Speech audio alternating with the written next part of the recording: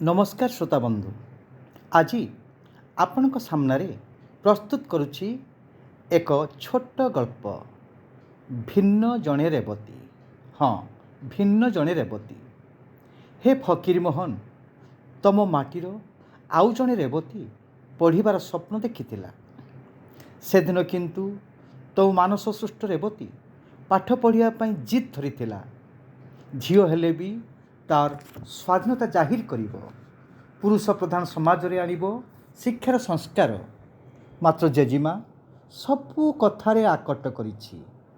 ଲୋ ନିଆଁ, ଲୋ ଚୁଲି, ଲୋ ରେବି କହି ଏମିତି ଅନେକ ଗାଳି ଦେଇଛି। ସତେ ଯେମିତି ଅଳନ୍ଧୁଭରା ସମାଜକୁ ଜାବୁଡ଼ି ଧରିଛି ସେ। ମାତ୍ର ଏସବୁକୁ ଭ୍ରୂକ୍ଷେପ କରିନି ରେବତୀ।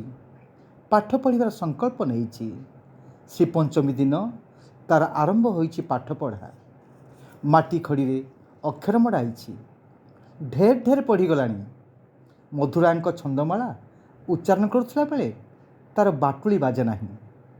ଏମିତି ଏକ ସମୟରେ ଟିଉସନ୍ ଶିକ୍ଷକ ଓରଫ ବାସୁ ଭାଇ ପଢ଼େଇବାର ସାହାଯ୍ୟ କରିଛି। ମାତ୍ର ହେଲା କ'ଣ? ଘୋଟି ଆସିଛି ଅଦିନିଆ ଝଡ଼, ଆକାଶର ଅନ୍ଧକାରର ଛାଇ। ରେବତୀର ସ୍ୱପ୍ନ ଭାଙ୍ଗି ଯାଇଛି। କେହି ରହିନାହାନ୍ତି ତା ପରିବାରରେ। ସଭିଏଁ ମୃତ୍ୟୁର ଶୀତଳ ସ୍ପର୍ଶରେ ଆଖି ବୁଜିଛନ୍ତି। ଶେଷରେ ତାର ଆଶା ଭରସାର ବାସୁ ଭାଇ ଅଫେରା ପଥର ଯାତ୍ରୀ ସାଜିଛି। ମାତ୍ର ରେବତୀ ଆକାଶର ତାରା ପାଲଟି ଯାଇଛି। ମଲା, ତୁ ଏଇଠି ବସିଛୁ। ବାସ୍, ଏହା ହିଁ ଥିଲା ଜେଜିମାର ଶେଷ ଶବ୍ଦ। ଖସି ପଡ଼ିଛି ପିଣ୍ଡା ତଳକୁ। ସମ୍ଭବତଃ ଏଇ କାହାଣୀ ଥିଲା ଊନବିଂଶ ଶତାବ୍ଦୀର ଏକ ଛାତିଥରା କାହାଣୀ।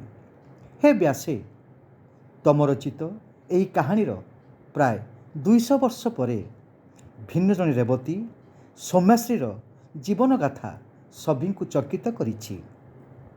ସେଦିନର ବାସୁ ଆଜି ଆଉ ନାହାନ୍ତି। ଅଛନ୍ତି କେତେ କେତେ ଚରିତ୍ରହୀନ ଲମ୍ପଟ ସମୀର ଭଳି ବେଇମାନ ଶିକ୍ଷକ।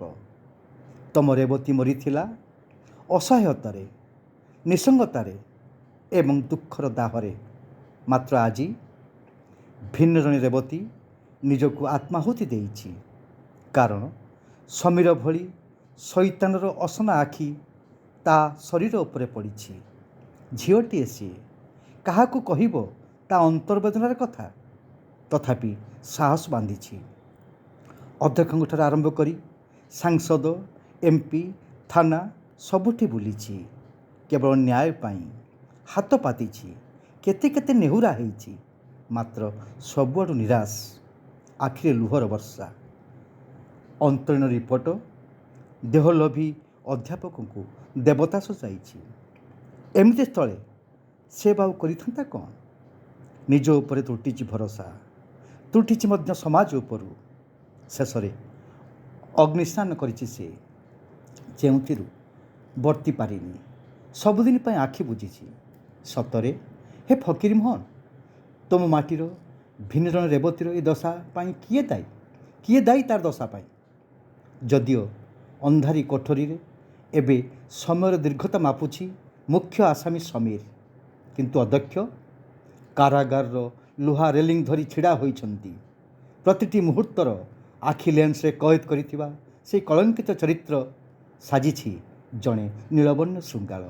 ହେ ବ୍ୟାସେ, ଥରେ ଆଖି ଖୋଲି ଦେଖିନିଅ ତମ ରେବତୀର ଆତ୍ମା କିପରି ଗୁମୁରି ଗୁମୁରି କାନ୍ଦୁଛି ସୌମ୍ୟାଶ୍ରୀର ବିଧେୟୀ ସତ୍ତାରେ। ହଁ, ସୌମ୍ୟାଶ୍ରୀର ବିଧେୟୀ ସତ୍ତାରେ। ନମସ୍କାର, ଧନ୍ୟବାଦ।